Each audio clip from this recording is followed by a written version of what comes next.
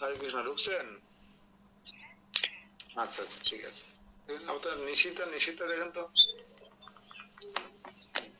আমরা যদি নিষ্ঠা সহকারে কৃষ্ণ সেবায় নিজেকে যুক্ত রাখতে চাই, তাহলে আমাকে শরীরটা সুস্থ রাখতে হবে। যেমন আমার গলা স্বর বেরোচ্ছে না, কেন জানি না, ইদানিং এরকম হয়েছে। ফোর্স দিয়ে, পাওয়ার দিয়ে কথা বলতে হচ্ছে আমাকে। এখন এই একটা পাঠ, নাট মন্দিরে একটা পাঠ, উদলায় একটা পাঠ, বিকেলে একটা পাঠ, আজকে 4টে পাঠ। এই জন্য আমাকে সুস্থ থাকা দরকার আছে। আপনাকে রান্না করতে গেলে, ভগবানের অর্চন সেবা পূজা করতে গেলে সুস্থ থাকা দরকার আছে। হরে কৃষ্ণ। হ্যাঁ মাতা।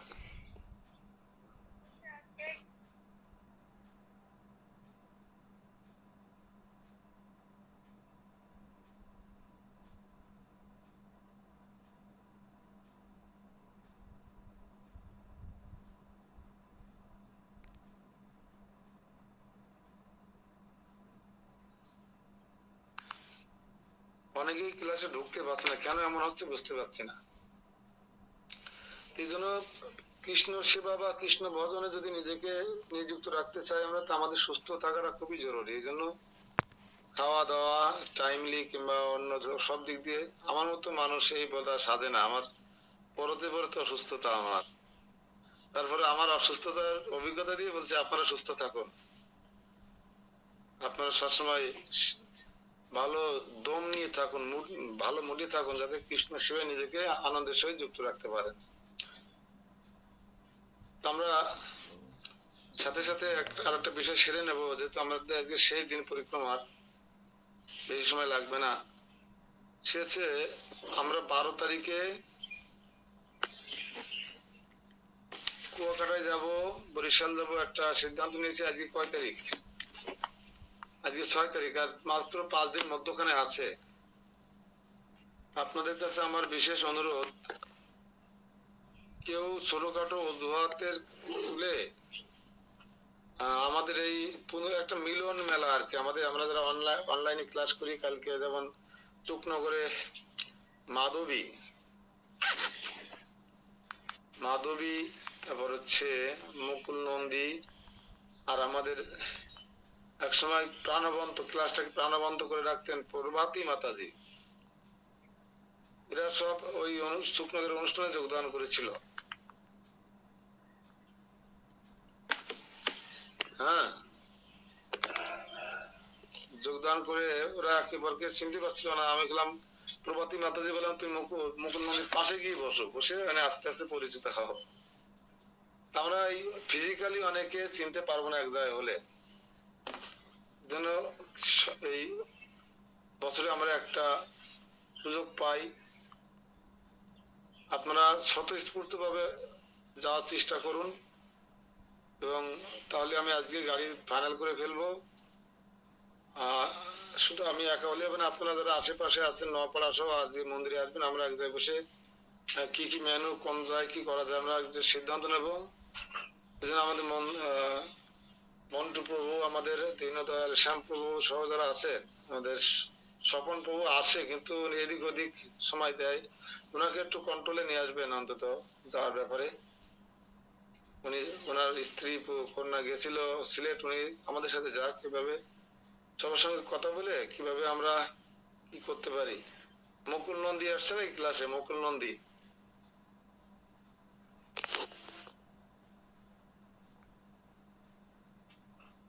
হরে কৃষ্ণ। নিউটন, ও তোমরা কবে বলছিলে, তা তো রিপোর্ট করোনি তো আমাদের দীনদয়াল শ্যামপ্রভুর কাছে? তো আমি যাব, আর ওই কৃষ্ণ ম্যাডাম যাবেনি, এই দুজন তো নাম দীপক প্রভু। কন্যাকে নেবে না? ও ওই অসুস্থ, আর আমার ওই ছেলেটা বমি করে গাড়িতে উঠলি। আচ্ছা, ওরা দুইজন দাদা একটু নোট করুন। আর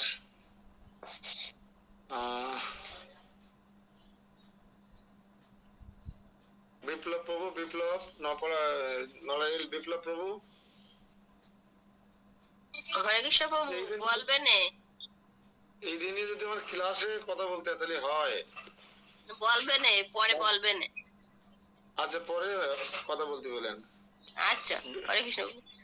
হরে কৃষ্ণ। সাউন্ড বোঝা যাচ্ছে না বাবু? হ্যাঁ সাউন্ড বোঝা যাচ্ছে না, কোনো অল্প সাউন্ড আসছে। কারণ কি আমি বুঝতে পারছি না। আমি 1 মিনিট বেরিয়ে যাব, তারপরে আবার ঢুকছি, 1 মিনিটও লাগবে না, দেখি সাউন্ড ঠিক করা যায়।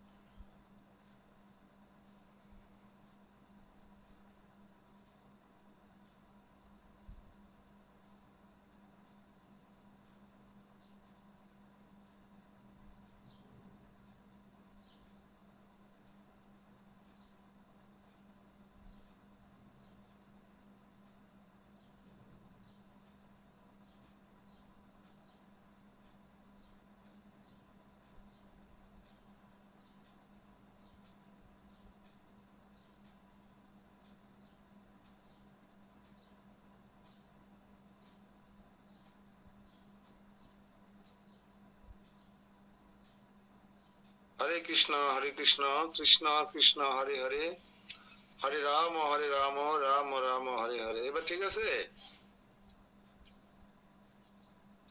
না থাকলে না, এখন কিছু করার নেই।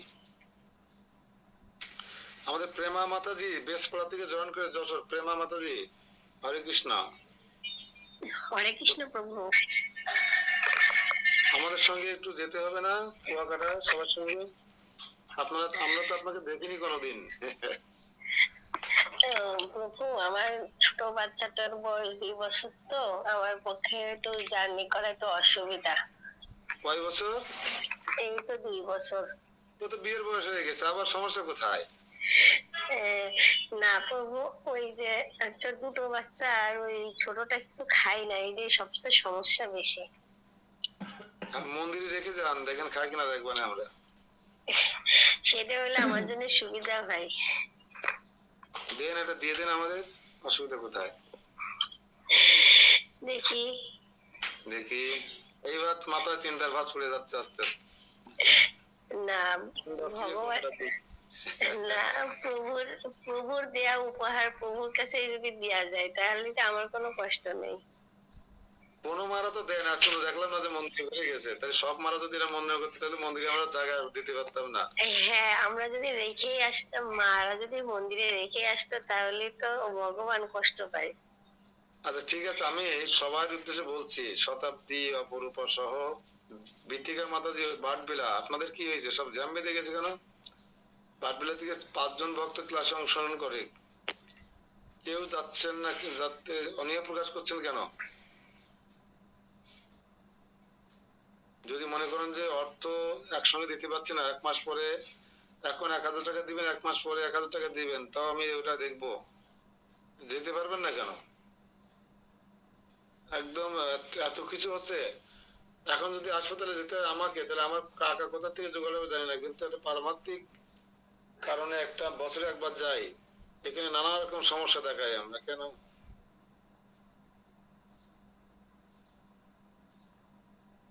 যদি ভেঙে ভেঙে দেন, কিন্তু যাওয়ার প্রবল ইচ্ছা আছে, আমাকে আমার সাথে যোগাযোগ করবেন। তারা যাবার খুব ইচ্ছা আছে, কিন্তু টাকা নেই কাছে, আমার সাথে যোগাযোগ করবেন।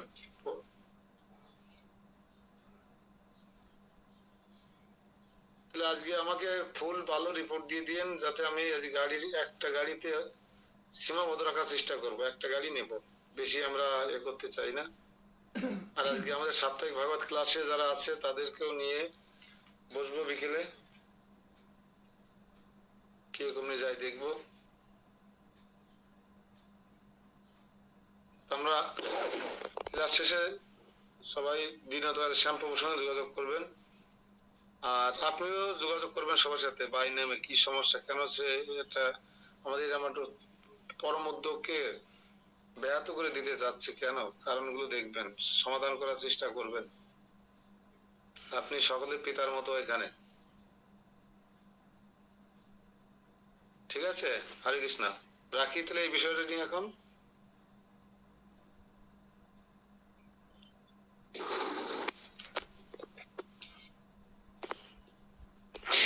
শুনতে পাচ্ছেন? আমাকে শুনতে পাচ্ছেন?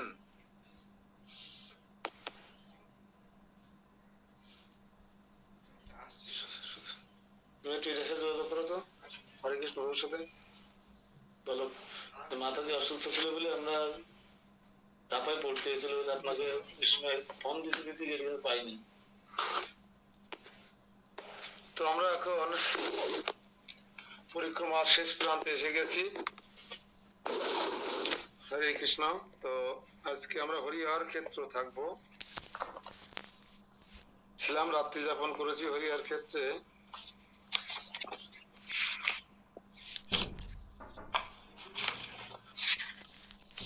হ্যাঁ প্রভু।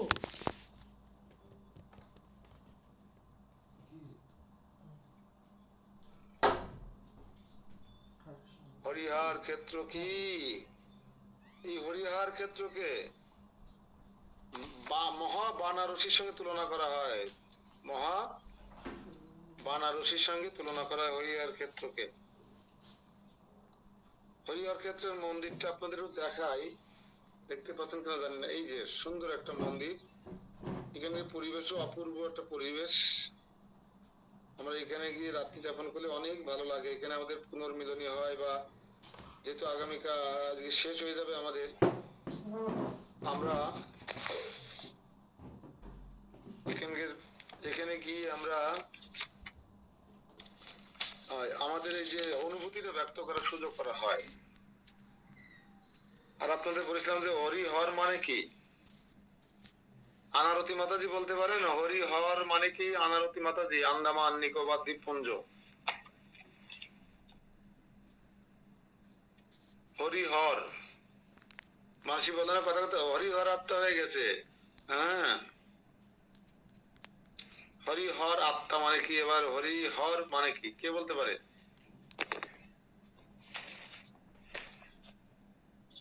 হরে কৃষ্ণ প্রভু। হরে কৃষ্ণ। হরি মানে ভগবান কে, আর হর মানে মহাদেব কে বুঝাচ্ছে। মানে হরি মানে কোন ভগবান? হরি মানে কৃষ্ণ কে বুঝাচ্ছে। ভগবান, ঠিক আছে, কাছাকাছি গেছে। না না, এখানে বিষ্ণু কে বোঝানো হচ্ছে। বিষ্ণু, ও আচ্ছা, বিষ্ণু। হ্যাঁ, বিষ্ণু ভগবান, কৃষ্ণ ভগবান। এখানে বিষ্ণু আর শিব একই দিকে অবস্থান করছে। মানে এই এই এই নাক বরাবর এই পাশ হচ্ছে বিষ্ণু, এই পাশ হচ্ছে শিব। হরিহর আত্মা বলা হয় কেন? দুইজনের এক আত্মা। মানে কত মিল থাকলেই হয়, বন্ধু বা বান্ধব হয় না অনেক সময়, যে একে অপরকে না দেখে পারে না, এত মিল, একে বলা হয় হরিহর আত্মা। এই অর্ধেক হরি অর্ধেক হর, হয়তো আপনি জানি না, দেখতে পাবেন কিনা, এখানে ছবি দেওয়া আছে দেখেন। অর্ধেক বিগ্রের অর্ধেক, মুখের অর্ধেক সাদা অর্ধেক ব্লু, বোঝা যায় একটুখানি?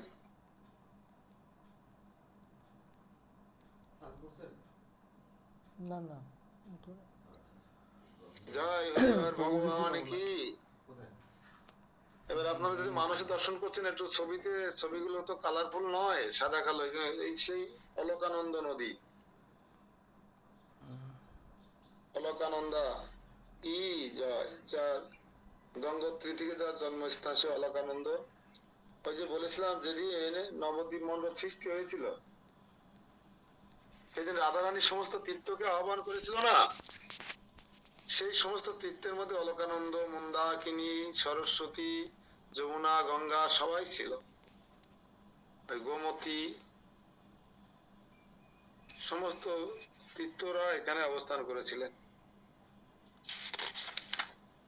তো ক্ষেত্র ক্ষেত্রম হরি হরম তিত্তা কাশিম চ মোক্ষদায়িনীম। অতঃপর শ্রী হরিহর ক্ষেত্র মোক্ষদায়ক কাশী ক্ষেত্র অতিক্রম করলেন। এই হরিহর ক্ষেত্রকে অভিন্ন মহাকাশী বলা হয়। কাশীধামে গেলে যেমন মুক্তি লাভ হয়, ঠিক এই হরিহর ক্ষেত্রে যদি কেউ দেহ ত্যাগ করে তার মুক্তি লাভ হয়। তা আমার মনে হয় যারা আমার মতো যারা আছেন, আমার মতো যারা ভগবত ধামে যাওয়ার যোগ্যতা অর্জন করতে পারছি না, তারা অন্তত মুক্তি লাভ করার চেষ্টা করা উচিত। নরকে বা এই জড়জগতের জন্য আবার না আসতে সেই বিবেচনা করে, বুঝা গেল? এই জন্য আমাদের হরিহর ক্ষেত্রে গিয়ে বসবাস করা উচিত। হরিহর ক্ষেত্রের অলকানন্দ নদীর পূর্ব তীরে অর্জুন দ্বীপে অবস্থিত। একটু নোট রাখবেন সবগুলো, আপনারা যাতে পরবর্তীকালে স্মরণ করতে পারেন। আসল কথা কি জানেন, কেন তীর্থ পরিক্রমা করতে হয়? এই যে আমরা যাব, রূপ গোস্বামী, সনাতন গোস্বামী, অনুপম, এই তিন ভাইয়ের জন্মস্থান, হ্যাঁ, কুমারদেবের পুত্র তিনজন বরিশালে সেই জন্মস্থানে দর্শন করে আমার খুবই আগ্রহ, আমার খুবই আকর্ষণ। যে রূপ গোস্বামী, সনাতন গোস্বামী পদ না হলে আমরা শ্রী জীব গোস্বামী হচ্ছে এনাদের ভ্রাতুষ পুত্র। এই চারজন মহান ব্যক্তিত্ব এই একই গৃহে জন্মগ্রহণ করেছিলেন বরিশালে, যাদের জন্ম না হলে আমরা বৃন্দাবন ধাম পেতাম না। তাদের জন্মস্থানে, যাদের রূপ গোস্বামী, সনাতন গোস্বামী নামে আমাদের মন্দির, রূপ সনাতন স্মৃতিতীর্থ মন্দির, তাদের জন্মস্থান দর্শন করার প্রতি আমাদের প্রবল ইচ্ছা থাকা উচিত। আর ধাম দর্শন করলে কি হয় জানেন? আজকে একটা গোপন কথা বলে দিই। বৃন্দাবন, হরিহর ক্ষেত্র কিংবা হরিদ্বার, জগন্নাথপুরী ধাম, নীলমাধব সহ সব দর্শন করলে কি হয়? এই যে আমি দর্শন করেছি না, এই জন্য আমি চোখ বন্ধ করে বলে দিতে পারছি। শুধু বলতে পারছি তাই নয়, চোখ বন্ধ করলে সব দর্শন হয়। যখন আমরা বৃদ্ধ হয়ে যাব, এমনকি হাঁটুতে বল থাকবে না, হাঁটতে চলতে পারবো না, নাম কীর্তন করতে পারবো না, মন্দিরে যেতে পারবো না, সাধু সঙ্গ করতে পারবো না, তখন আমরা চোখ বন্ধ করে শুয়ে শুয়ে ধাম দর্শন করব, এইভাবে পরিক্রমা করব মানুষে। সব ধামের মহিমা আপনার চোখের সামনে ভেসে উঠবে চোখ বন্ধ করলে। আপনি তাই দর্শন করে অন্তত অন্তরে শান্তি পাবেন। এই কারণেই তীর্থ পরিক্রমা করতে হয়, বিভিন্ন ধাম দর্শন করতে হয়। শতাব্দী বুঝতে পেরেছো? শতাব্দী, হরে কৃষ্ণ। গান্ধারী মাতাজি আপনারা যাবেন বলছিলেন নাকি? হ্যাঁ প্রভু। হরে কয়জন? কৃষ্ণ। প্রভু, আমার শাশুড়ি আর 2 মেয়ে আর আমি। 3 তো। হ্যাঁ প্রভু। দাদাবাবু নোট নেন, দাদাবাবুর নোট নেন। গান্ধারী মাতাজি 3 সিট। শতাব্দী, আর তীর্থে যাবেন বয়স থাকতে, সময় থাকতে। বৃদ্ধ হয়ে গেলে মনের একটা দুর্বলতা এসে যায়, শারীরিক একটা অক্ষমতা এসে যায়, মেন্টালি প্রিপারেশন নিতে কষ্ট হয়। যেমন আমাদের ছেলের কিছুদিন আগে টোটা মার খেয়ে গেছিল প্রায়, যে কারণে সব তীর্থ দর্শন করতে পারেনি। কেন জানেন? বলে রাখি, যেমন আমি দীনদয়াল প্রভু বলছে যে আমার 2 জন লোক যাবে প্রভু, ঠিক আছে নাম লেখাই দিয়েছি, কিন্তু তারা যে কারা আমি চিনি না, গাড়িতে উঠেছে কার লোক চিনি না। এখন কেউ কারো খোঁজ নিচ্ছে না, চিনি না, হয়তো আমি মনে করছি ওনার গেস্ট, উনি হয়তো আমার গেস্ট। সিলেটের চা বাগানে গিয়ে, অর্থাৎ সতী অঙ্গনে গিয়ে চা বাগানের পাশে যখন বাসটা থামিয়েছেন, উনি সবাই দেখে শুনে ফিরে আসছেন, বা গাড়ি যখন ছাড়বে উনি পেশাব করবে না কি জানি, বৃদ্ধ মানুষ না, লাঠি বদ্ধ কুজু মানুষ, কুজু হয়ে গেছে। উনি কখন চা বাগানের মধ্যে ঢুকে গেছে আবার। এখন সবাই মনে করছে আসবে, আসতেছে আসতেছে, আর আসে না, আর আসে না। কি করছে উনি? যেহেতু কুজু মানুষ, চা বাগানে যতটুকু তার নিচে উনি নেমে গেছেন, ওনাকে দেখা যাচ্ছে না। আর উনি এবার মাথা উঁচু করে সবাইকে দেখতে পাচ্ছে না কে কোথায় আছে। উনি চা বাগানের পথ ধরে ধরে লাঠি পথে যেতেই আছে, যেতেই আছে, যেতে যেতে 3 কিলোমিটার চলে গেছে, 3 ঘন্টা ধরে। আর এই 3 ঘন্টা ধরে ওনাকে খোঁজাখুঁজি করা হচ্ছে। 20 জন লোক খোঁজাখুঁজি করছে, 3টি মোটরসাইকেল এমিসেমি করে। আর যারা অপেক্ষা করছে রাত্রি জাগরণ করে, যারা টুরে গেছে, রাস্তার পরে ঘন্টার পর ঘন্টা অপেক্ষা, একটা মানুষকে খুঁজে পাওয়া যাচ্ছে না। কি পরিস্থিতি সৃষ্টি হয় বোঝেন?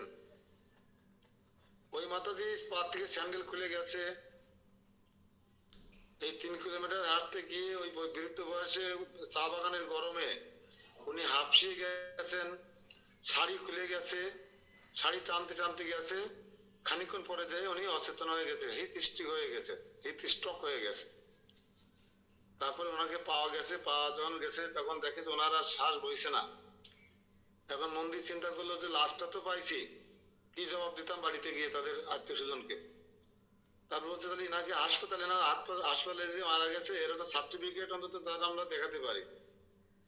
যখন হাসপাতালে নেবে তখন একটা ঠোঁটটা নড়া শুরু করেছে, ঠোঁটটা নড়ে উঠেছে, তখন বলছে আছে আছে বেঁচে আছে।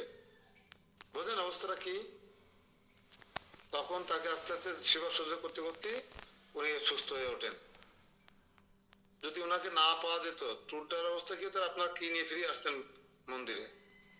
এই জন্য ওই বয়সে ট্যুর হয় না বা তীর্থযাত্রা ধর্মকর্ম হয় না। এই জন্য যারা সুযোগ সুবিধা আছে কেউ ছোটখাটো অজুহাত খাড়া না করে চেষ্টা করবেন। একটা তো রাত, মানে একটা তো দিন, শুক্রবার, পুলিন প্রভু সিদ্ধান্ত নিতে পেরেছেন। ওরা ফেরত আসবেন কখন? হ্যাঁ, ফেরত আসবেন কখন? শনিবারে আমরা আজান দেওয়ার মধ্যে পৌঁছে যাব।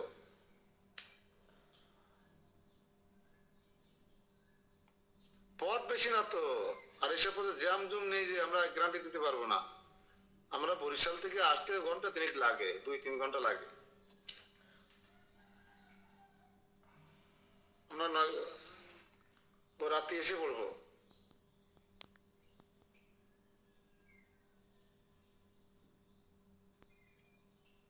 তো হরিহর ক্ষেত্র অলকানন্দ নদীর পূর্ব তীরে গদ্রুম দ্বীপে অবস্থিত। বর্তমানে এই নদী আর প্রভাবিত হয় না, কিন্তু এই নদীর একটি অংশ এখনো পরিদৃশ্যমান। হরিহর ক্ষেত্রের মন্দিরে একটি বিগ্রহ রয়েছে যা হরি অর্থাৎ ভগবান শ্রী বিষ্ণু এবং হর অর্থাৎ শিবের মিলিত রূপ। একটু লিখে নোট রাখবেন। আমার কাছে বারবার কথাটা কেন বলছি জানেন? আপনাদের 2 মাস পরে 1 মাস পরে যদি নোটটা বের করেন তাহলে আপনার চোখ বন্ধ করে শুধু নোটগুলো দেখবেন, তখন আপনার পুরো পরিক্রমা করা হয়ে যাবে। অন্য কাউকে বলতে পারবেন 6 মাস পরে। অর্ধ শিব অর্ধ বিষ্ণু, 2 মিলে হরিহর ক্ষেত্র। অলকানন্দা নদীর পশ্চিম তীরকে কাশী বা বানারসি থেকে অভিন্ন বলে গণ্য করা হয়। কাশী বা বানারসি পশ্চিম তীরকে, আর এই মন্দির আছে পূর্ব তীরে। এখানে গিয়ে আপনি জমি কিনে বসবাস করতে পারেন। ধাম বাস হবে, কাশী বাস হবে, নবদ্বীপ মন্ডল বাস হবে, পরিক্রমা মন্ডল বাস হবে। অত্যন্ত উঁচু জায়গা, আমার খুব প্রিয় একটা জায়গা হরিহর ক্ষেত্র। অনেক প্রিয় জায়গা আছে, যেমন ঋতুদ্বীপ আমার অত্যন্ত প্রিয়, হরিহর ক্ষেত্র প্রিয়, রাজাপুর প্রিয়। কিন্তু রাজাপুরে 1 কাঠা জমির দাম 12 লাখ টাকা, 13-14 লাখ টাকা ইন্ডিয়ান টাকা। কিন্তু হরিহর ক্ষেত্রে এখনো 3 লাখ টাকা হলে আপনি 1 কাঠা জমি কিনতে পারবেন।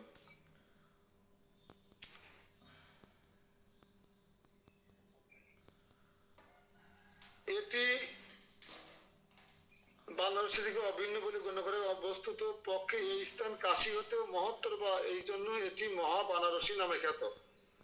কাশী ধাম থেকেও এটা আরো মহত্তর, তাই এটাকে মহা বানারসি বলে।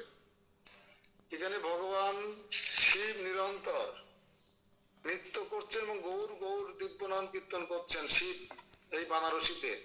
বানারসি কার স্থান? কাশীনাথকে, কাশীনাথকে শতাব্দী।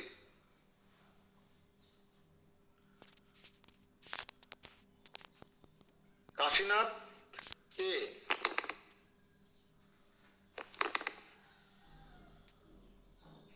হরে কৃষ্ণ প্রভু। শিবকে বোঝাচ্ছে।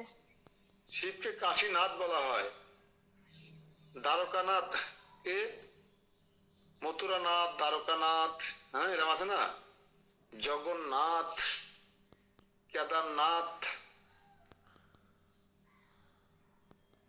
রামনাথ, 4 নাথ আছে, কিন্তু সারা ভারতবর্ষকে তারা সুরক্ষা প্রদান করছেন। রামনাথ, কেদারনাথ, বদ্রীনাথ আর জগন্নাথ।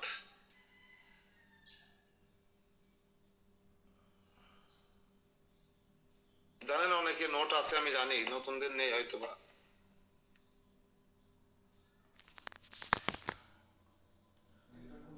হ্যাঁ। তিনি তার পরিবারগণকে শ্রী গৌরাঙ্গের প্রতি ভক্তি প্রদান করেন। কাশীনাথ শিবজি মহারাজ তার পরিবারকে গৌরাঙ্গের প্রতি ভক্তি প্রদান করে থাকেন।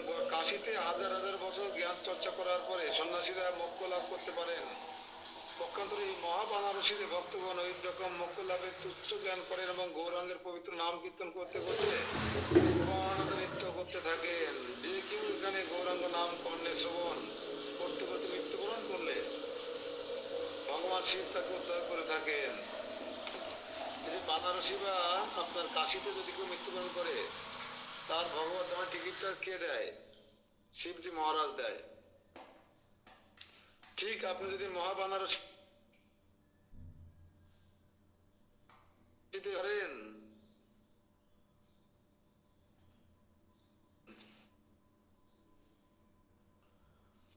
এই বানারসি ধামে জীবগণ নির্ভয়ে, এখানে কোনো ভয় নেই, আসলে একটা বসবাস করার মতো জায়গা। শ্রী নিত্যানন্দ প্রভু এখানে মহিমা বর্ণনা করে প্রেমাবশে নৃত্য করতে শুরু করেন এবং সকল জীবকুলকে গৌর প্রেম প্রদান করেন। ঠিক সেই সময় কৈলাসপতি ভগবান শিব অদৃশ্যভাবে সেখানে উপনীত হন এবং সেখানে নিত্যানন্দ প্রভুর সামনে তার শিব আনন্দ করে প্রণিপাত করেন। যখন নিত্যানন্দ প্রভু শ্রী জীবকে নিয়ে এখানে এসেছিলেন,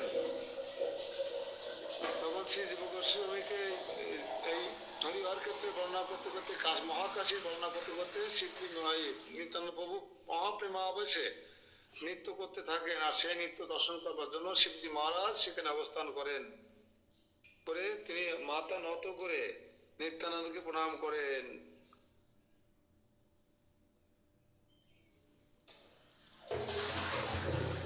এই স্থানে ভগবান শিব এবং তার পত্নী গৌরী তাদের মনোভীষ্ট পূরণের জন্য গৌরাঙ্গের দিব্য নাম কীর্তন করছেন। হরিহর ক্ষেত্র মহাবানারসি এটা যাওয়ার পথ হচ্ছে আমঘাটা রেল স্টেশন থেকে 5 মিনিটের রাস্তা মাত্র।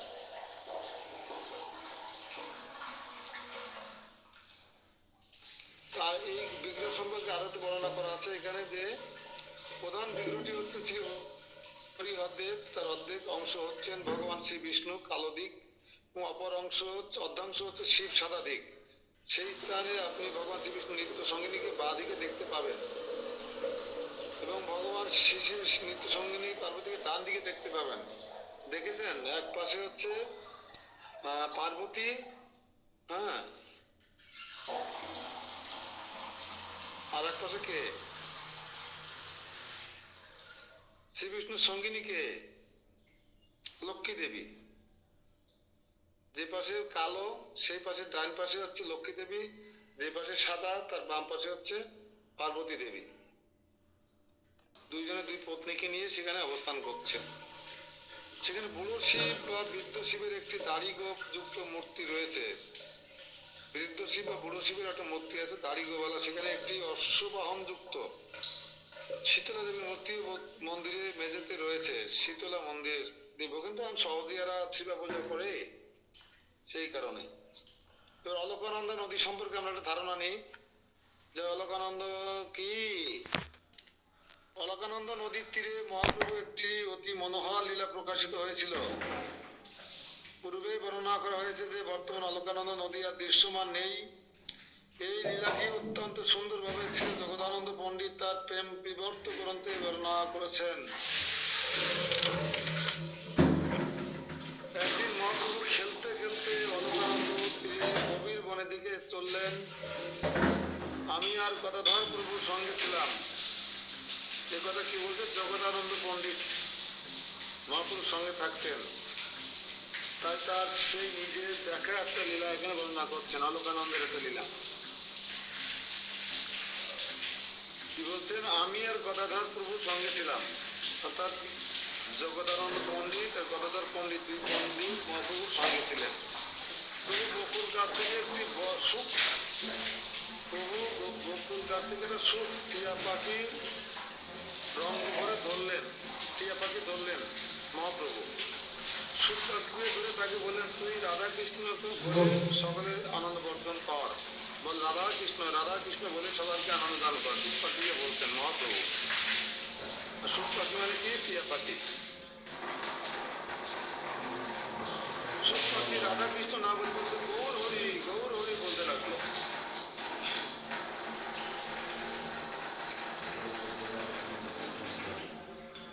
প্রভুর কপট রাগ করে তাকে দূরে ফেলে দিলেন। প্রভু কপট রাগ তো বোঝেন, মানে রাগ করা শঙ্করের পাখিটাকে দূরে ফেলে দিলেন।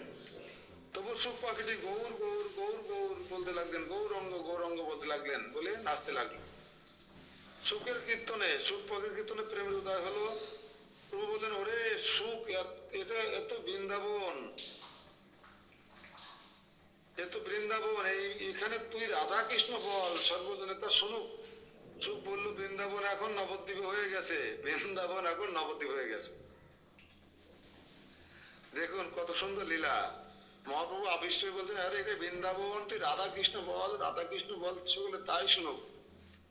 সুখ পাখি বলছে, না না না, সে বৃন্দাবন এখন, হ্যাঁ, ড্রেস চেঞ্জ করে ফেলাইছে, নবদ্বীপ এখন বৃন্দাবন হয়ে গেছে। রাধা কৃষ্ণ এবং এখন গৌর হরি রূপে দর্শন দিয়েছেন। রাধা কৃষ্ণ এখন গৌর হরি রূপে দর্শন দিয়েছেন, তাই তো বলা হয় শ্রীকৃষ্ণ চৈতন্য রাধা কৃষ্ণ নহে অন্য। 7টা পর্যন্ত যায় না? আমি সুখ এই বলে আমি গৌর নাম গাই। সুখ পাখি বলছেন, আমি এই বলে গৌর নাম গাই।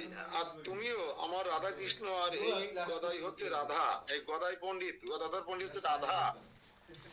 গদাই গৌরঙ্গ হচ্ছে আমার প্রাণের ঈশ্বর, গদাই গৌরঙ্গ, গৌর গদাই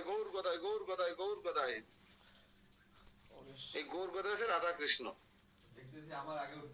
এরপরে আমার জন্য আর কিছু মুখে আর কিছু আসে না। প্রভু বলেন, আমি রাধা কৃষ্ণের উপাসক, অন্য নাম শুনলে আমার মনে দুঃখ হয়। এইসব বলে প্রভু সুখকে ছেড়ে গদাইয়ের হাতটি ধরে মায়াপুরে ফিরে এলেন।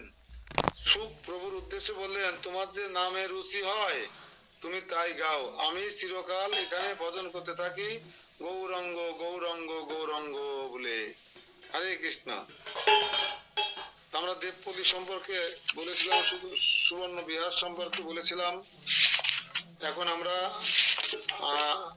হরিহর ক্ষেত্র সম্পর্কে জানার চেষ্টা করলাম। এখন আমরা ধীরে ধীরে আবার জলঙ্গি নদীর তীরে চলে যাব, আমঘাটার পাশ দিয়ে গিয়ে আমরা জলঙ্গি নদী পার হয়ে আজকে মায়াপুর প্রবেশ করবো। হরি বল। তা আজকে একটা ভজন হোক, শেষের দিন আমরা এখান থেকে ভজন শুনতে শুনতে মায়াপুর ধামে চলে যাব। কে গাইবেন? সুমা সরকার। হরে কৃষ্ণ।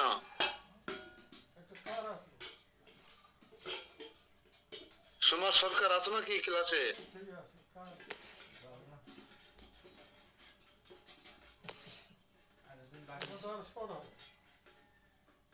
কথা বলছে না কেন? কে নেই ক্লাসে? আছে কে? ভুবন্তী মাতাজি। হরে কৃষ্ণ। ভুবন্তী মাতাজি রান্না করছেন নাকি? হরে কৃষ্ণ প্রভু, রান্না করতেছি। ভজন গাবে কে?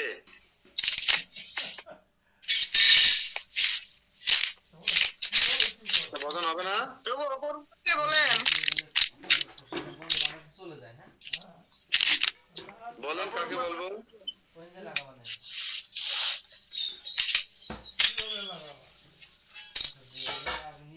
আচ্ছা, আমাদের বিতিকা মাতাজি আছে না? বিতিকা মাতাজি বাটবিলা। হরে কৃষ্ণ প্রভু। এটা ভজন করেন। অপরূপা রেডি থাকো। অপরূপা, আমরা ভজন গাইতে গাইতে আজকে আমরা নগর ভ্রমিয়া শেষে গৌর এলো ঘরে, এটা গাইতে পারেন? নগর ভ্রমিরা শেষে গৌর এলো ঘরে। গ্রামের মানুষ গায় না দোল পূর্ণিমা শেষে, মনে আছে?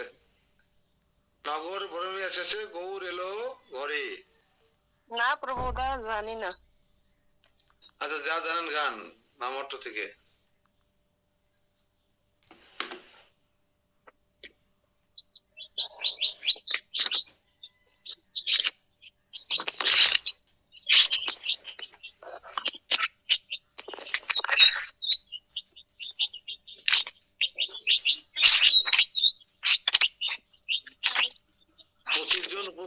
আজকে একটু মাথায় রাখবেন সবাই, কারকে আর কেউ আসেনি দেখবেন।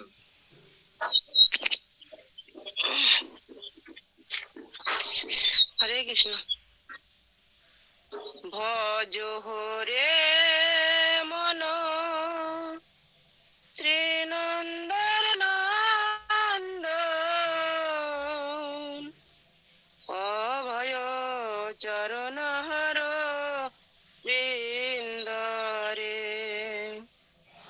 ভজ হরে মন শ্রীনন্দর নন্দন অভয় চরণ হর বৃন্দরে।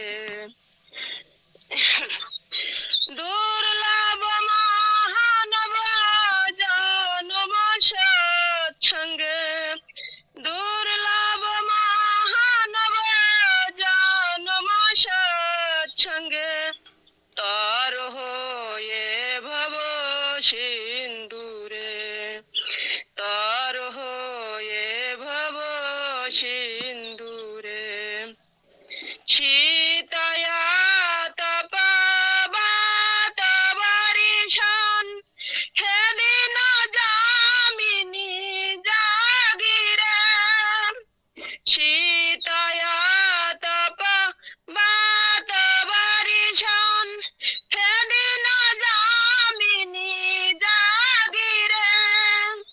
বিফলে সে বিনু কৃপণ দুরজন, বিফলে সে বিনু কৃপণ দুরজন চপল শোভল লাগিরে, চপল শোভল লাগিরে। ভজ হরে মন ত্রিনন্দের নন্দন অভয় চরণ হর বৃন্দরে।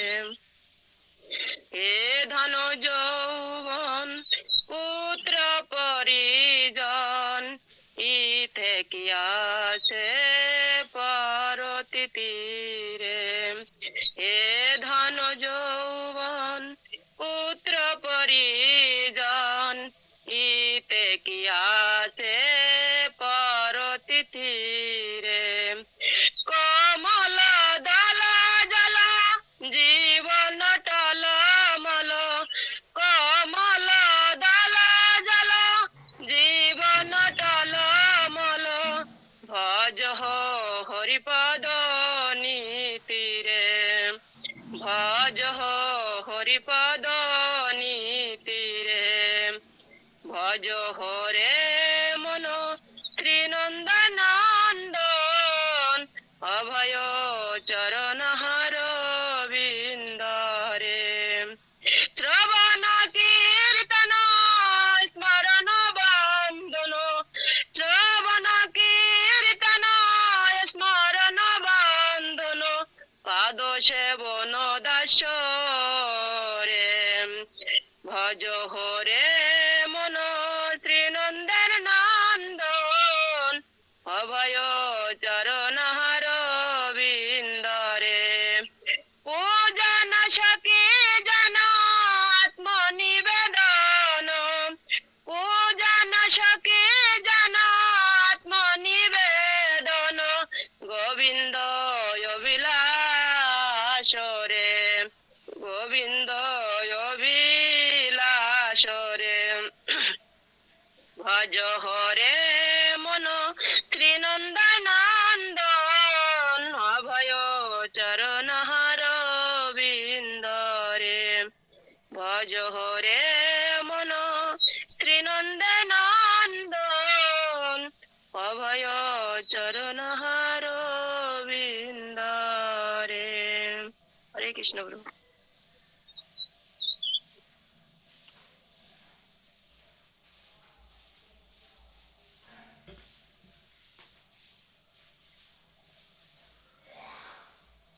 শোনা যায় না প্রভু কিছু।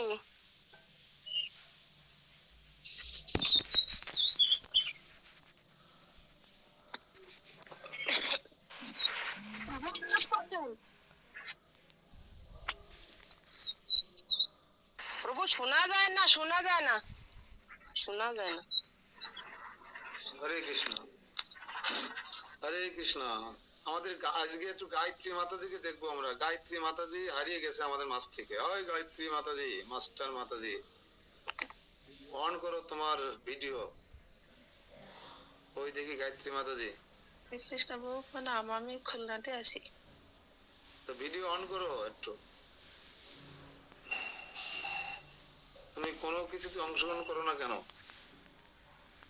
তুমি নাম লিখিয়েছো দীপক দাদাবুর কাছে? না, আমি কিছু বলিনি প্রভুকে। তুমি একা যাবে না আর কেউ যাবে? এখনো কাউকে বলিনি আসলে এইভাবে। তো তোমার পরিবার থেকে যদি তোমার সাথে কেউ যেতে চায়, অন্তত তোমার নামটা লিখে রাখো। আর যদি যেতে চায় একটা নোট দিয়ে রাখো বউর কাছে। আর তুমি একটা ভজন সজন করো। তুমি তো একদম আমাদের ফাঁকি দিচ্ছ সব। গাও একটা ভজন গাও। তোমাকে দেখতে পাচ্ছি না কেন আমরা? বাবা, এই রুমের ভিতরে আসলে লাইট অফ করা আছে, এখনো সবাই আছে তো। এখন অপরিষ্কার হয়ে গেছে না আগে? সবাই তো এখন আসলে তো আলো হয়ে গেছে। পড়াশোনা করে, লাইট একটা ভজন গাও তো তুমি।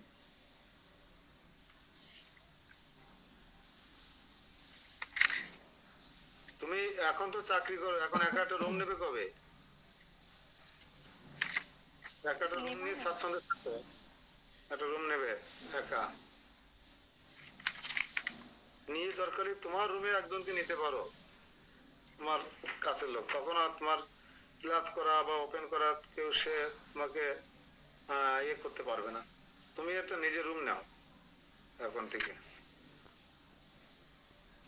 আচ্ছা, ঠিক আছে প্রভু, চেষ্টা করবো।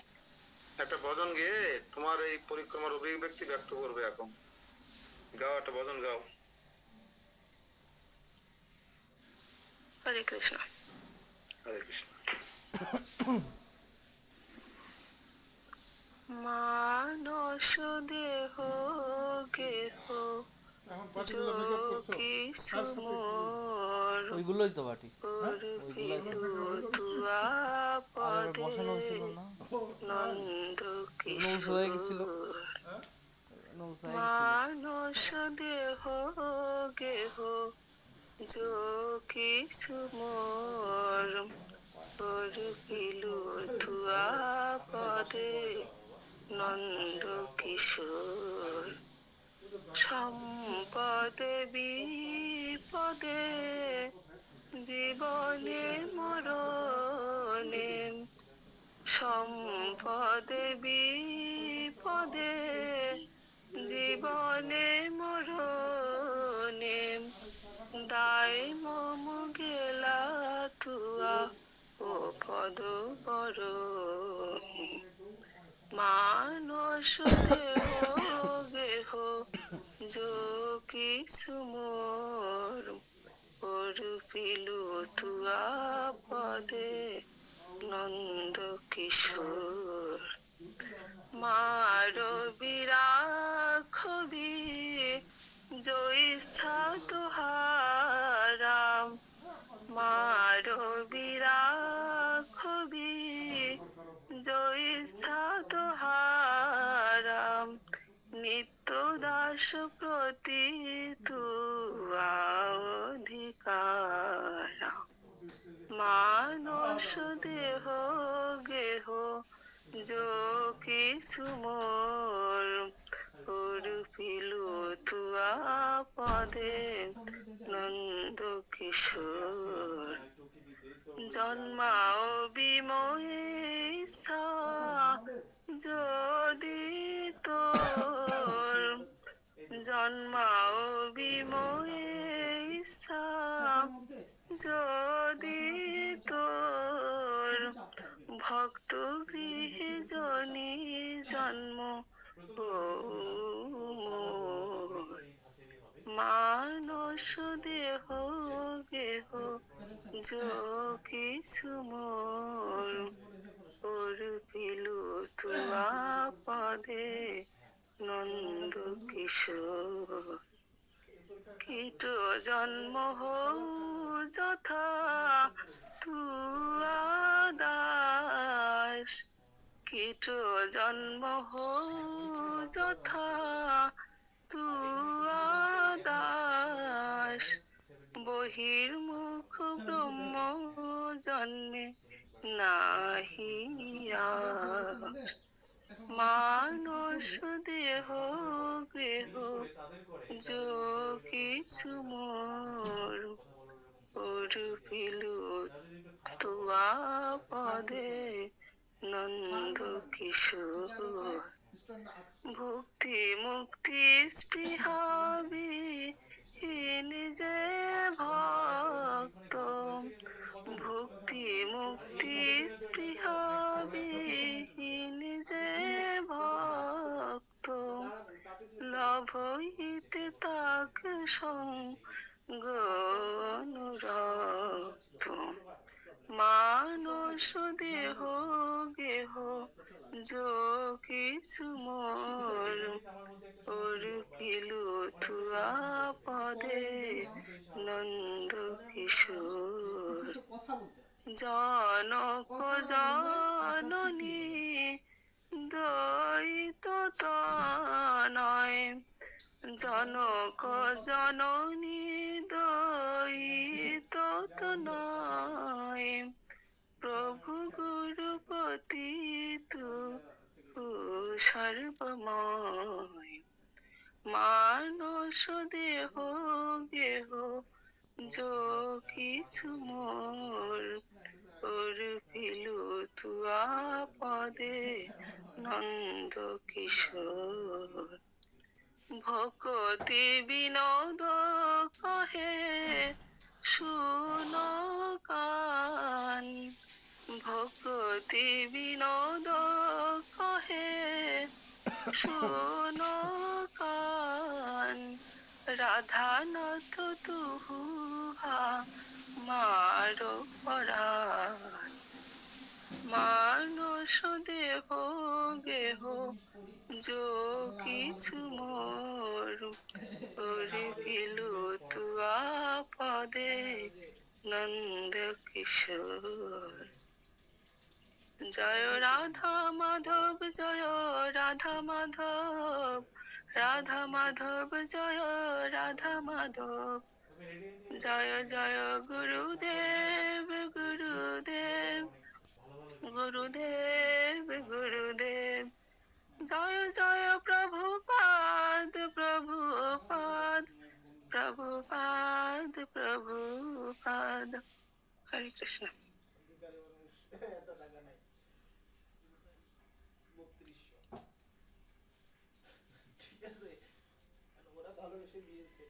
কেমন হলো আমাদের গায়ত্রী? দেখো লুকিয়ে থাকে কি সুন্দর করে, কোনো কথা বলে না, চুপচাপ থাকে, অথচ এত প্রতিভা ওর মধ্যে। কি সুন্দর একটা ভক্তিবিনোদ ঠাকুরের ভজন গাইলো, অনেক মনটা সুন্দর, ভরে গেল সকালবেলায়। অনেক সুন্দর। হেমা মাতাজি, হরে কৃষ্ণ প্রভু। হরে কৃষ্ণ। ওই শব্দের প্রত্যেকটা শব্দ সুন্দরভাবে উচ্চারণ এবং কোন শব্দটা কোন শব্দের সাথে নিলে মানে পরিশেষে মিলে যাবে, এটা আমি খুব খেয়াল করলাম আর কি। হ্যাঁ, খুব সুন্দর হয়েছে, খুব সুন্দর লাগছে। হ্যাঁ, প্রেমা মাতাজি বলেন। বলছি প্রভু খুব সুন্দর হয়েছে, যে আমার তো কণ্ঠ ভালো না, আমি খুব খুব আনন্দ পাইছি। তা আপনার খারাপ কণ্ঠ একটা গান না, আমরা একটু খারাপ ভাবে শুনি। না প্রভু, আমার গানের গলা খুবই খারাপ। আরে এটা গান না রে পাগল, এটা হচ্ছে এক একজন ভক্তের হৃদয়ের অভিব্যক্তি ব্যক্ত করছেন। এই যে ভক্তি বিনোদ ঠাকুর যে কথাগুলো এখানে বলছে, এই নিয়ে যেটা ক্লাস দেওয়া যায় না, আপনারা অনেক মানে ভক্তির অনেকটা রস এখান থেকে নিতে পারবেন। অনেক এই গানটার পরে এই ভজনটা পরে আমরা বিশ্লেষণ করি, আলোচনা করি, তো বড় একটা সুন্দর পাঠ হয়ে যাবে। এটা গান না যে কণ্ঠ দিয়ে গাইতে হবে, এটা শুধু মুখ দিয়ে বেরোলে হবে একটা। এই যে নামট্ট বইতে যা যা আছে সমস্ত আচার্যদের মনের অভিব্যক্তি, মনে করবেন এটুকু। আমরা শেষ করব আমাদের এই হিন্দি ভজন মনে থাকে না, সুন্দর দুলাল নন্দ দুলালা নাচকো কই অপরূপা। শুরু করো, এটা দিয়ে শুরু করবো না কি করবো দেখো, এটা শেষে দিন এটা শুনবো কিনা। হরে কৃষ্ণ। कैमरा ऑन क्या ऑफ करो। नाचत श्री हरि कीर्तन में सुंदर लाला सचिदुलाला। नाचत श्री हरि कीर्तन में भाले चंदन तिलक मनोहरा। भाले चंदन तिलक मनोहरा। लोक शोभे कपुलन में सुंदर लाला सचिदुलाला। नाचत श्री हरि कीर्तन में सिरे चोरा दरसी वाले। सिरे चोरा दरसी वाले बन फूल माला ही पर दोले। सिरे चोरा दरसी वाले बन फूल माला ही पर दोले।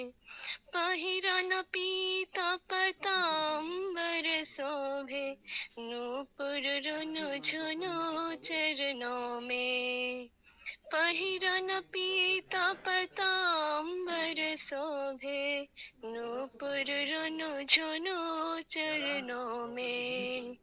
सुंदर लाला सचिदुलाला। नाचतो श्री हरि कीर्तन में राधा कृष्णा एक तनु है। राधा कृष्णा एक तनु है।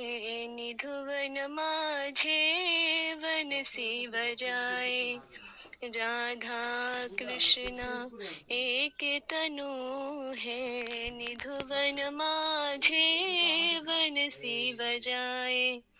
विश्वरूप की प्रभु जी साही आवत प्रकट ही नदिया में। विश्वरूप की प्रभु जी साही आवत प्रकट ही नदिया में। सुंदर लाला सचिदुलाला। नाचत श्री हरि कीर्तन में कोई गावत है राधा कृष्ण नाम। कोई गावत है हरि गुण गान। कोई गावत है राधा कृष्ण नाम। कोई गावत है हरि गुण गान। मंगलतान मृदांग रसाला बाजत है कोई रंगन में। मंगलतान मृदांग रसाला बाजत है कोई रंगन में। सुंदर लाला सचिदुलाला। नाचत श्री हरि कीर्तन में सुंदर लाला सचिदुलाला। नाचत श्री हरि कीर्तन में सुंदर लाला सचिदुलाला। नाचत श्री हरि कीर्तन में। हरे कृष्ण। হরে কৃষ্ণ। অপরূপা দিয়ে শুরু করি। অপরূপা, তোমরা নতুন জয়েন করেছো ক্লাসে এবং আমি মনে করি তোমরা মানে পরিপূর্ণভাবে নবদ্বীপ মন্ডল পরিক্রমা করলে, আমাদের মিস করনি। তুমি তোমার অনুভূতি, এই অনুভূতি এই যে আমরা 10-15 দিন সুন্দর আমার অবস্থা এই যে কয়দিন উঠতে পারিনি, এত বকা দিছে। সবকিছু আরে ক্লাসের ভিতরে শুধু দেখানোর জন্য। এই যে পরিক্রমা করলে সাধুর সঙ্গে শুনলে এর উপরে তোমার অনুভূতি ব্যক্ত করতে হবে। 2 মিনিট সময় তোমার।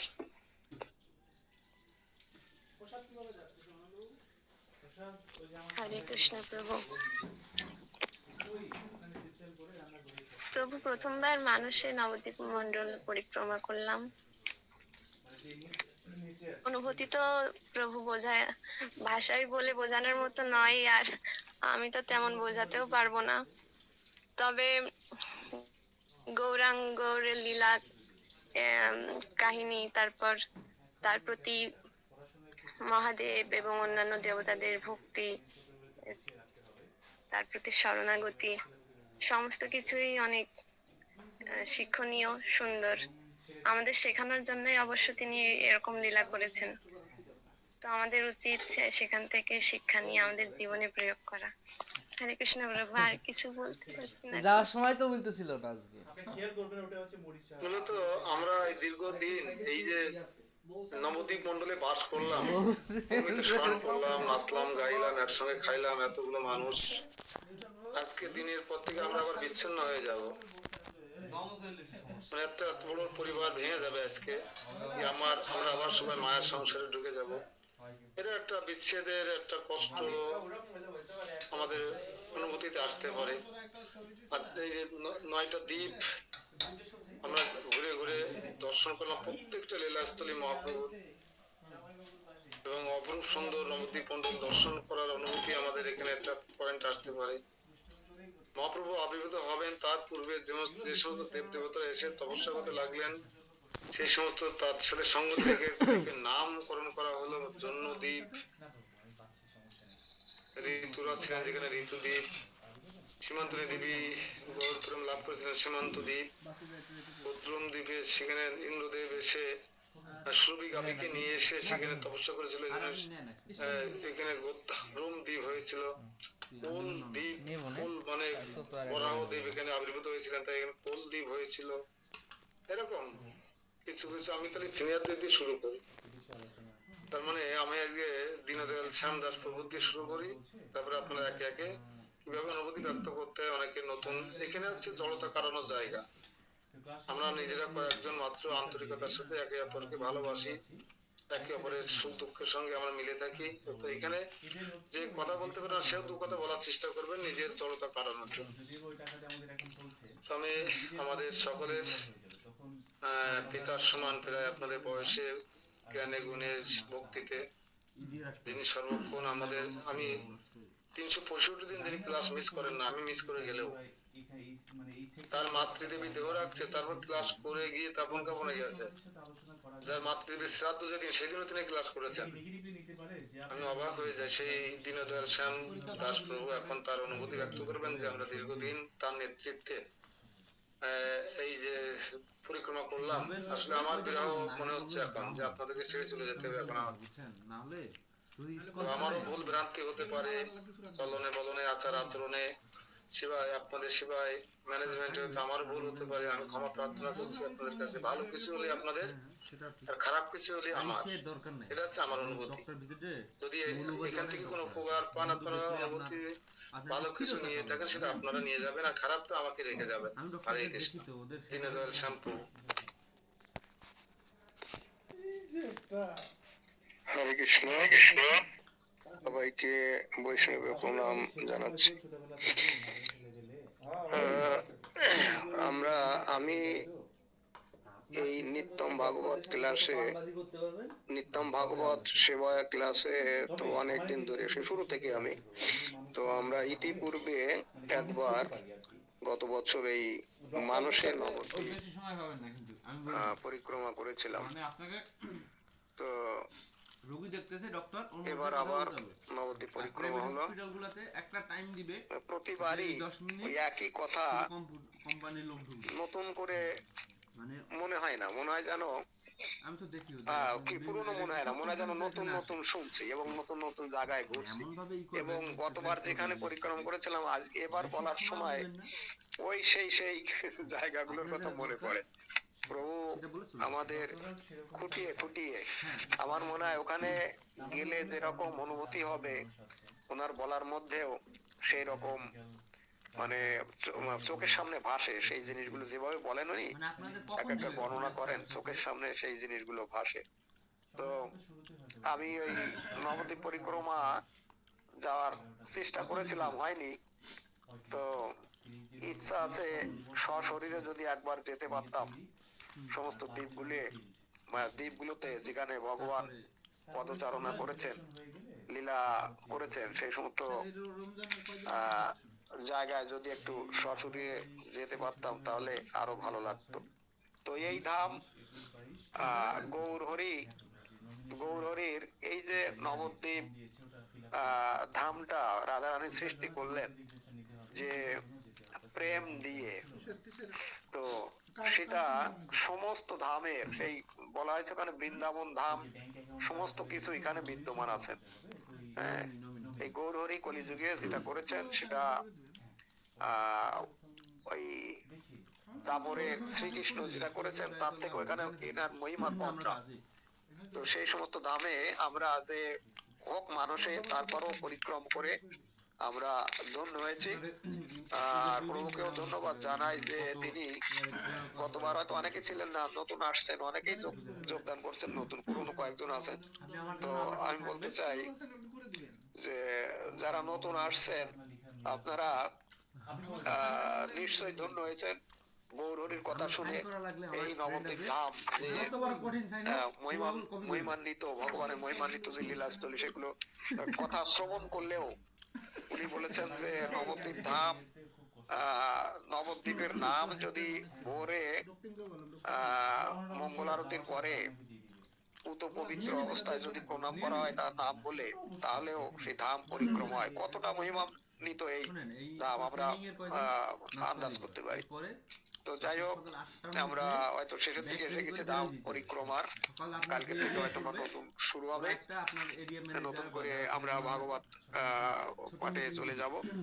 তো আমার এই ধাম পরিক্রমা সংক্রান্ত কথা এই পর্যন্ত। আরেকটু কথা আমি শেষে বলতে চাই যে প্রভু একটা ট্যুরের ব্যবস্থা করছেন, তো অনেকেই ৩-৪ জনের নাম দিয়েছেন। আপনারা যারা আছেন, ওই এই ক্লাস শেষে তো আর কারোর সাথে সবার সাথে কথা বলা সম্ভব হয় না মোবাইলে।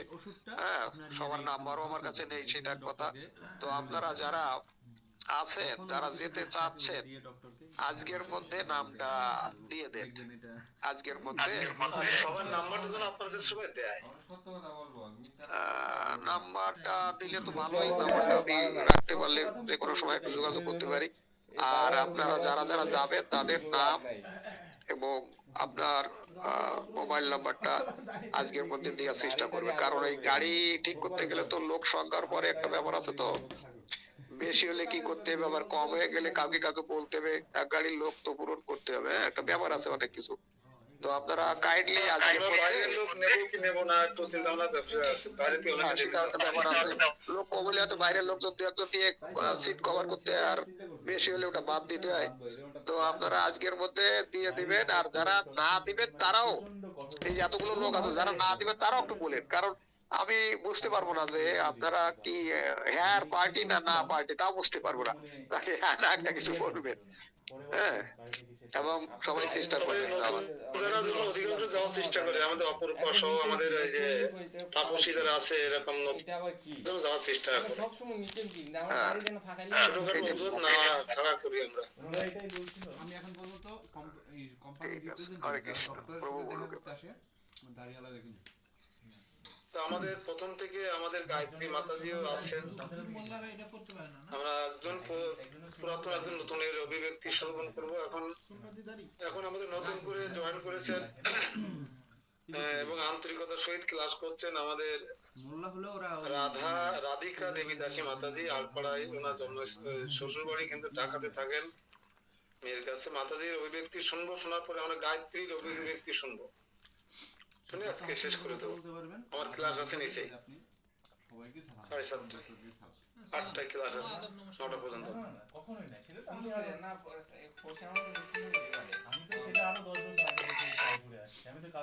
হ্যাঁ, রাধিকা মাতাজি, হরে কৃষ্ণ। স্নেহা এদিকে আছেন, স্নেহা। কেমন আছেন? আলহামদুলিল্লাহ। আলহামদুলিল্লাহ। হ্যাঁ আমি তো এগুলো হরহামেশাই বলি। হ্যাঁ আলহামদুলিল্লাহ মানে আলহামদুলিল্লাহ ভালো আছি ইনশাআল্লাহ হবে। সেদিন আমার একটা ক্লাসের মধ্যে মাশাআল্লাহ খুব ভালো। স্যারে বলছিল যে কেমন আছেন সবাই? আলহামদুলিল্লাহ। স্যারটা মোল্লা হইলো যে আলহামদুলিল্লাহ মানে কি? এটা দিয়ে কিছু বোঝা যায়? আলহামদুলিল্লাহ বলতে কিছু কইতে হইব। আমাদের আলহামদুলিল্লাহ কি? আলহামদুলিল্লাহ ভালো আছি। না না আলহামদুলিল্লাহ হচ্ছে সকল প্রশংসা আল্লাহ তাআলা। আলহামদুলিল্লাহ আমি ভালো আছি।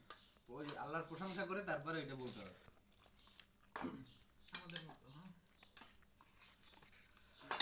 রাধিকা মাতাজি আছে পাশে? এখানে এটাই প্রায়োরিটি পাবে। রাধিকা মাতাজি আর বাহ হরে কৃষ্ণ প্রভু, উনি মনে হয় গিয়ে ক্লাস। এটা আমি সবসময় ভিডিওতে ইওয়ান দেখছি স্পিকার, এই জন্য আফসার দেখা যায় কিন্তু। তাহলে একটা কি খাওয়া হয়েছে? কই ক্লাসে আছে তো মাতাজি কই? অন করেন। ওইখানে খাওয়ার বিষয়টা দিতেছে না। করে লিখেন। ভিডিও অন করেন মাতাজি। হরে কৃষ্ণ। সুবিধা না। স্পিকার অন দেখলাম। নেটের সমস্যা হতে পারে। হ্যাঁ নেটের সমস্যা হতে পারে। ওই যে মাতাজি বলছে কিন্তু আমরা শুনতে পাচ্ছি না। আরে সমস্যা নেই। সমস্যা নেই আমরা আছি। আপনি সাগর দিয়ে করা দরকার। আপনাকে আমরা শুনতে পাচ্ছি না কেন? সাগর বসেই যাইতেছে। এটা পাত্রে দেখেন সাগর বারবার মনে করা যাস বাট একটা লাইট লাইভ তো একটাই নাকি? গাছের তলার ঘর। আপনি বেরিয়ে গিয়ে আবার ঢোকেন তো মাতাজি। আপনি তো জুলো দিতে পারছেন না, আনন্দপুরের সাথে ইয়ে করেন, রেডিয়েন্টে জয়েন করেন। গায়ত্রী বলো, গায়ত্রী। হরে কৃষ্ণ। মাতাজি বেরিয়ে গিয়ে আবার ঢুকতে থাকো। গায়ত্রী। তাই হরে কৃষ্ণ প্রভু।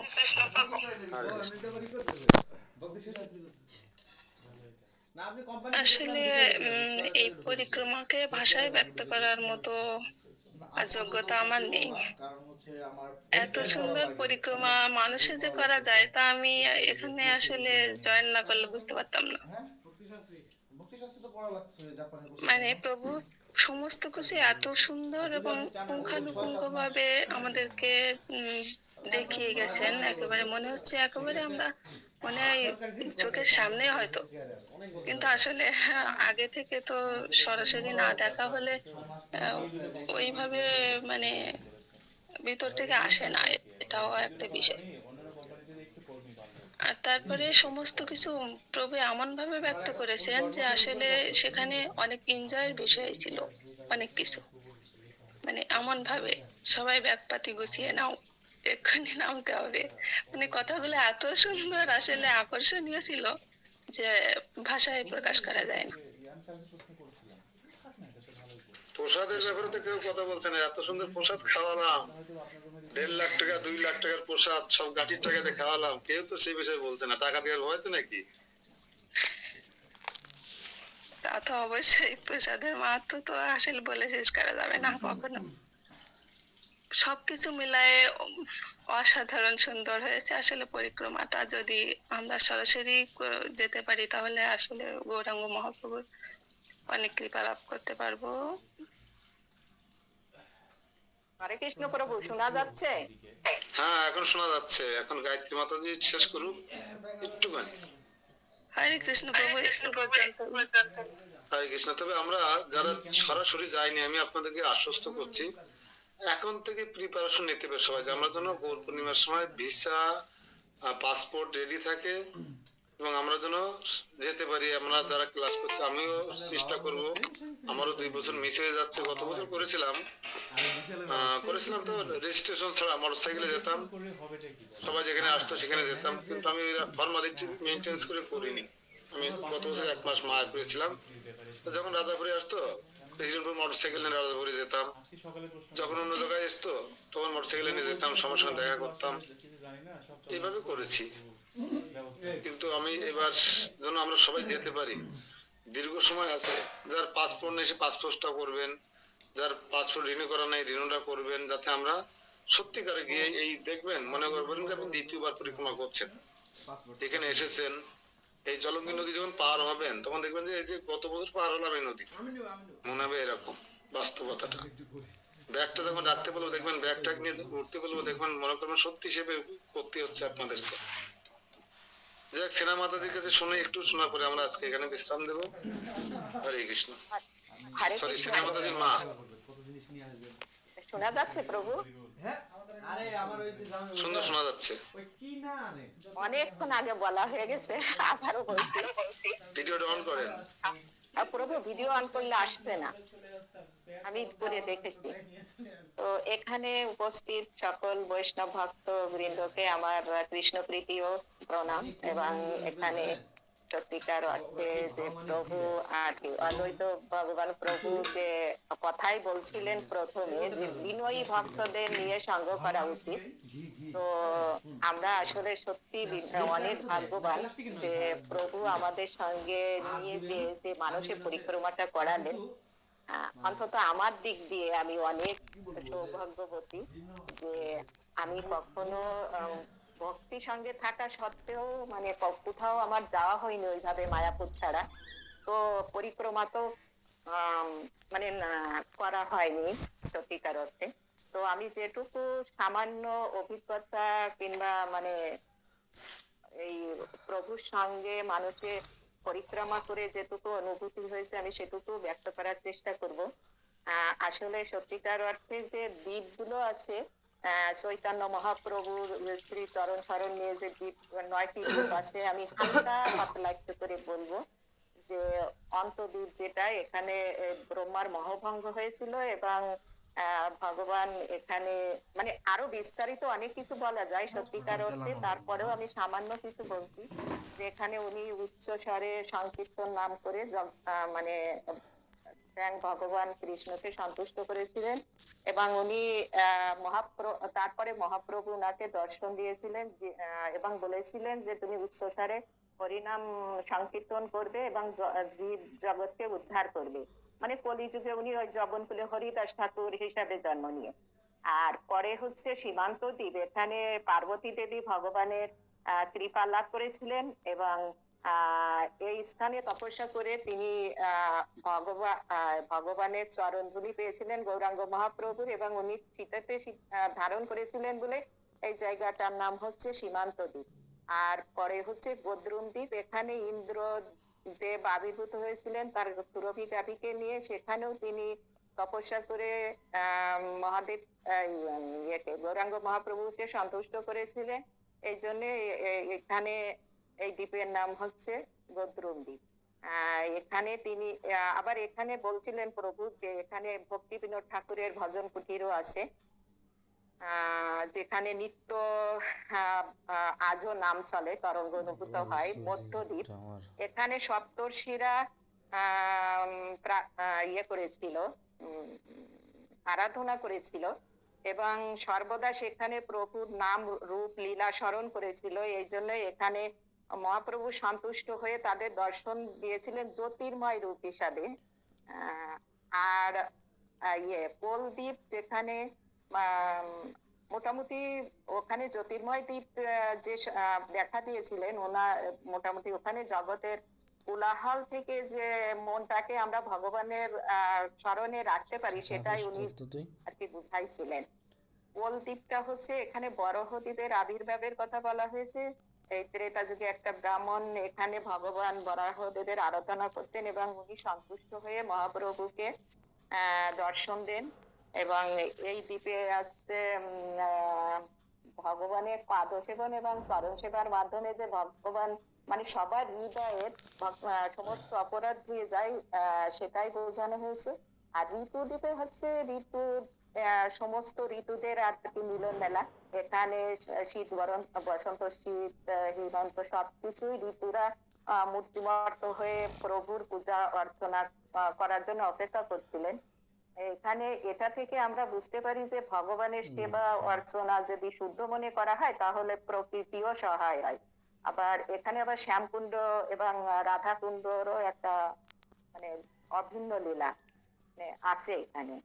আর জম্মুদ্বীপ বলতে এখানে জম্মুমুনির আশ্রম আছে, মানে এখানে জম্মুমুনি গঙ্গা দেবীকে পুরোদান্বিত হয়ে পান করেছিল এবং তারপরে উনি বিভিন্ন দেবদেবতাদের মানে কাছে তপস্যা করে আম, ওনাকে আর কি গঙ্গা মাকে জানু থেকে বিদুন্ন করে ওনাকে নতুন জীবন দান করেছিল। এই জন্য ওনার আর কি নতুন নাম গঙ্গার নাম হয়েছিল জাহ্নবী।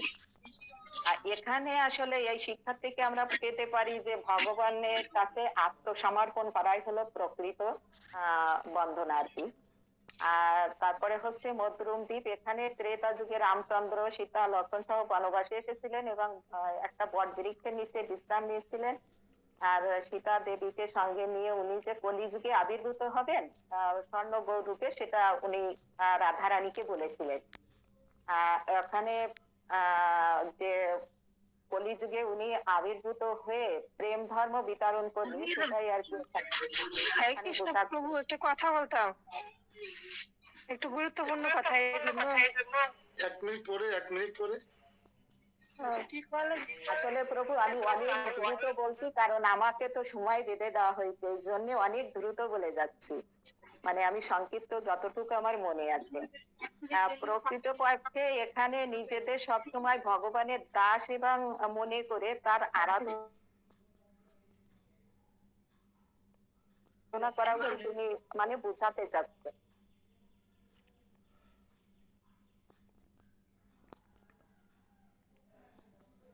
তার পাণ্ডব লীলা মহিমার কথা বর্ণনা করেছেন। এখানে মহাদেব একাদশ রুদ্র রূপে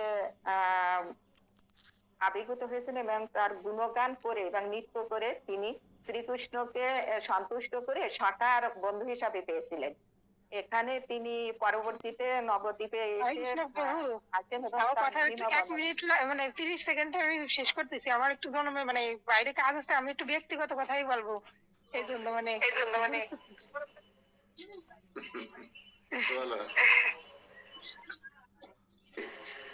এক মিনিট ওকে সুযোগ দেন, দেখি কি বলে নিশিতা মাস্টার।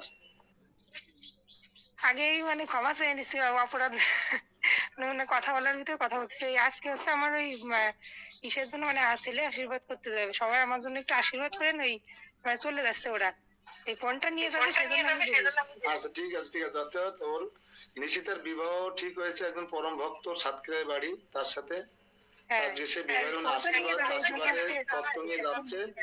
আমরা সবাই নিশিতার নবম দম্পত্য জীবনে প্রবেশ করতে যাচ্ছে, তারা যেন সুখী সমৃদ্ধ ভক্তিময় কৃষ্ণের সংসার করতে পারে, সেজন্য দুই হাত তুলে আমরা সবাই একটু প্রার্থনা করি। হরে কৃষ্ণ কৃষ্ণ কৃষ্ণ হরে হরে, হরে রাম রাম রাম হরে হরে।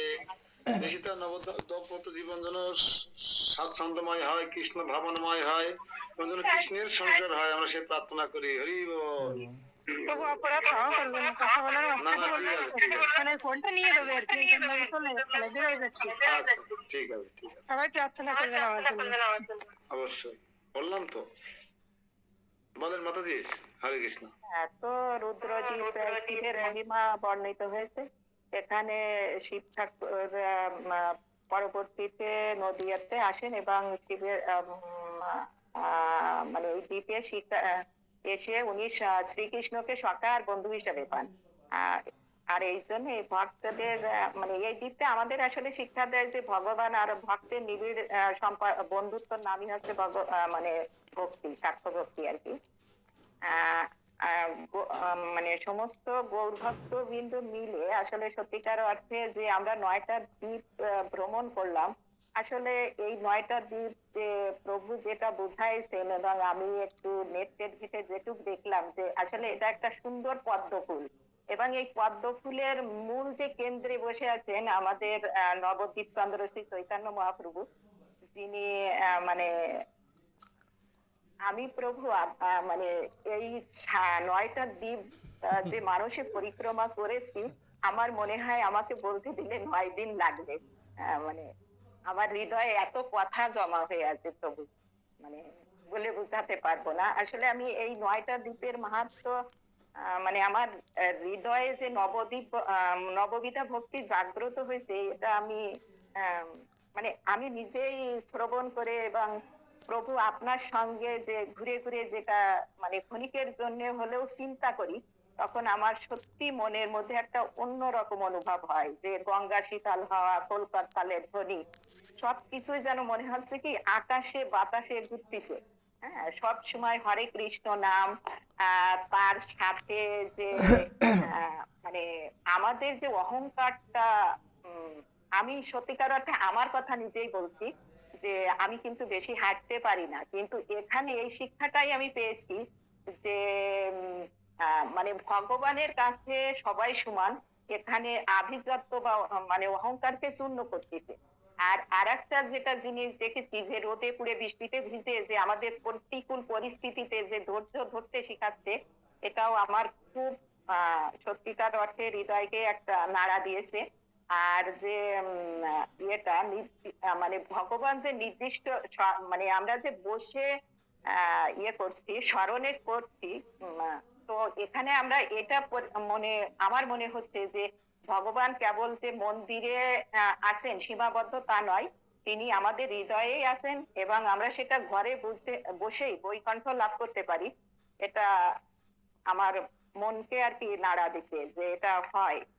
আর সব শেষে আমি যেটা বলবো যে নবদ্বীপ পরিক্রমা করে যে আমি শান্তিগুলো পালাম, যে গঙ্গার তীরে যে 9টি দ্বীপ ঘোরার পরে যে মনের কলুষতা দূর হয়েছে, মহাপ্রভুর এই যে লীলা স্থানে যে ধুলো মেখে যে অদ্ভুত একটা শীতলতা অনুভব করলাম, সেটা সত্যি অতুলনীয়।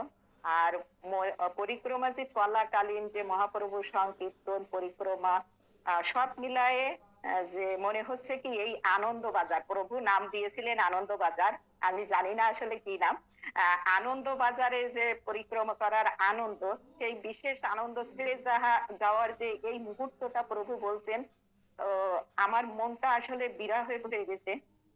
ভক্তদের সঙ্গ, নিজের অহংকার ধুলোয় মিশে গেছে। আমার কাছে মনে হচ্ছে আমি অত্যন্ত একজন ক্ষুদ্র, যে ভগবানের এই বিশাল রাজ্যে এই যে বিনয়ী দন্যতা আমার মধ্যে কতটুকু আছে আমি জানি না। তো নবদ্বীপ পরিক্রমা করে এটা আমি প্রাপ্ত হয়েছি। আর এখনো আমার হৃদয়ের মাঝে হরে কৃষ্ণ মন্ত্র খোলকটফাল বাজতেছে। মনে হচ্ছে এই ধুলো মাখা মাটি যেন প্রেমের একটা স্পর্শ পেলাম। বাড়ি ফেরার সময় মনটা সেই যে মায়াপুরে নবদ্বীপে পড়ে আছে এবং পড়ে থাকবে, সেটা আমি বুঝতে পারছি। আর নির্বিশেষে আর একটা কথাই বলতে চাই যে প্রভু মাঝে মাঝে যে আমাদের আনন্দ বিনোদন দিয়েছেন। এই যে আম খাওয়ার কাহিনীটা আমার এত অপূর্ব লেগেছে। তারপরে এই যে মাতাজি ওনার নামটা কি জানো, অপরূপা মাতাজির যে হিন্দি গানটা সুন্দর, লালা শশিদু লালা নাচতো দেখি শ্রীহরি, মানে আমার হৃদয়ে শ্রীহরি নাচানাচি করছে। তারপরে অন্যান্য প্রভুরাও অনেক কিছু করেছেন এখানে। দেবগৌর প্রভু একটা কথা বলছিলেন আমাদের পাঠের সময়, যে আমরা এই পরিক্রমা শেষে মানে পরিক্রমা করার সময় এমন এমন কিছু অদ্ভুত মন্দির কিংবা তীর্থস্থান দর্শন করেছি যেটা হয়তো আমরা নামও জানি না, নাম শুনতেও পাইনি। আসলে সেগুলো আমরা প্রভুর কৃপায়, অদ্বৈত প্রভুর কৃপায় লাভ করেছি। এবং মাঝে মাঝে যে উনি ভক্ত মধ্যে বিভিন্ন খাদ্য খাবার বিতরণ করেছেন, প্রভুর তো মাঝে আমটা একটু বেশি খাওয়া হয়ে গেছিল বলে ওনার গ্যাসও হয়েছিল, সবকিছু মিলায়ে মানে এটা আসলে ভুলার না। তারপরে ওখানে যে পুরাদাহের কুমির লীলাটা আমার মন কেড়েছে। তারপরে জগন্নাথ, ওইটার জায়গার নাম কি জানো, রাজাপুর জগন্নাথ প্রভুর লীলাটা, মানে সত্যিকার অর্থে আমার মেয়ে খুব জগন্নাথের ভক্ত। তো আমাকে একদিন ক্লাস থেকে এসে বলছে, মা তুমি তো সারাক্ষণ নবদ্বীপের অন্য কাহিনীগুলো বলছো, আমার জগন্নাথের কোনো মানে লীলা নাই, তো আমি এখনো শোনাতে পারিনি, ওর ওইভাবে শোনা হয়নি। তো আমার মেয়ে মনে হয় খুব খুশি হবে জগন্নাথের এই লীলাটা শুনে। তারপরে ওই যে শিব ঠাকুরের যে আর একটা লীলা আছে, মানে উনি যে শুকিয়ে যাচ্ছিলেন, তো ওনাকে দুধ বেলপাতা আর গঙ্গা জল দিয়ে ওনাকে যে মানে স্নান করাতে বলছেন, মানে এটা আসলে হৃদয় স্পর্শী মনে হচ্ছে। আমি কবে সশরীরে যাব এবং কবে ওগুলো দর্শন করব সেটা মানে বলে বোঝাতে পারবো না। যদিও আমি স্মরণে ওখানে গিয়েছি, তারপরে এই যে প্রভু মাতাজিরা ওই যে আর একটা গান গালো যে ভুলিয়া তোমার সংসারে কি একটা যেন, আর গায়ত্রী মাতাজি, তারপরে প্রেমা মাতাজি নাকি, আমি তো সবার নাম আসলে মনে নাই। যে আমরা একসঙ্গে যে পরিক্রমা করলাম, যেটা আমি বারবার বলছি যে বাড়ি ফেরার সময় যে মনটা সেখানেই মায়াপুরে পড়ে থাকবে, এটা আসলে বলার অপেক্ষা রাখে না। আর ইয়ে মানে আর একটা জিনিস যেটা ওই যে কি যেন ওনার নাম বলেছিলেন প্রভু, বাহাদুরপুর গ্রামের, ও মনে পড়েছে, বাহাদুরপুর গ্রামের ওই জমিনী ঘোষটা ঘোষ যিনি স্বপ্নে আদেশ পেলেন, তারপরে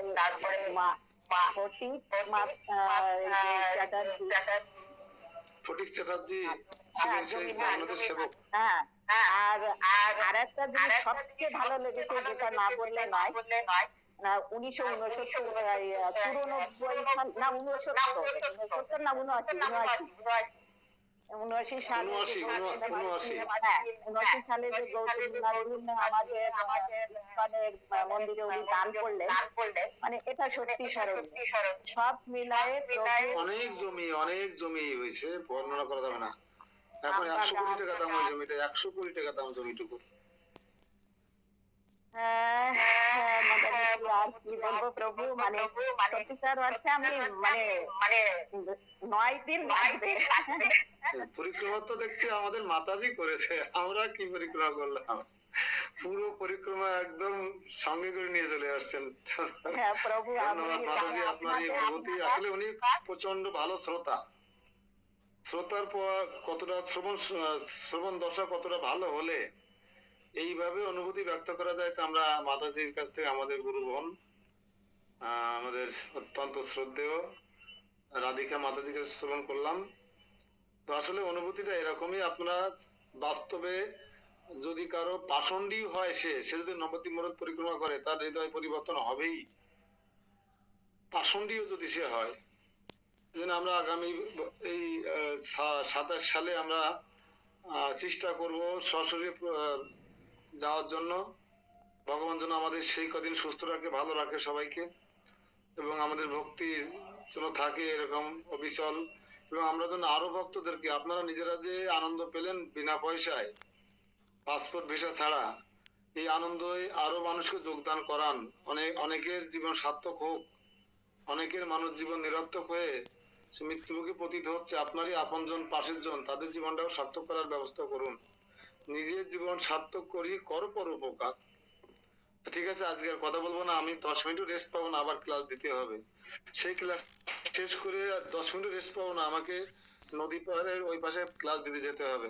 সেই ক্লাস শেষ করে দৌড়ে এসে পোশাক পেয়ে আবার বিকেলে ক্লাস অ্যারেঞ্জ করতে হবে। আজকে দিনটা একটু কঠিন, এজন্য আর সময় দিচ্ছি না, অনেক নিয়েই ফেলেছি, প্রায় 8-9টা বেজেই গেছে, 8টা। ধন্যবাদ সবাইকে। বাঞ্ছা কল্পতরু বর্ষ কৃপা সিন্ধু বৈবচ পতিতা আনন্দ পাবনেভ্যো জয় আনন্দ গৌরী বৈষ্ণব বৃন্দ কি জয়, শ্রী প্রভুপাদ কি জয়, গুরু মহারাজ কি, নিতাই গৌর প্রেমানন্দে হরি হরি বল। তা আমরা আজকেও